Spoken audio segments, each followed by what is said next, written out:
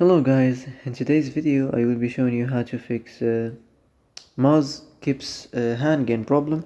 So the answer is easy, just go to the settings and then scroll down to the apps section and then go to the search and search Muzz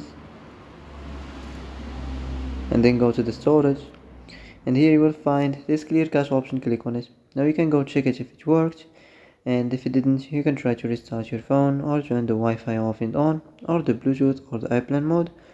Also, you can try to clear data, but be careful. If you clear data, all the Muzz data will be deleted. This includes all files, the settings, the accounts, the databases, etc.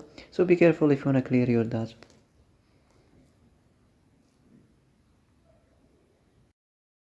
And that's it for today's video. I hope this is the answer you've been looking for. If you like this video, don't forget to like and subscribe, and see you in the next video.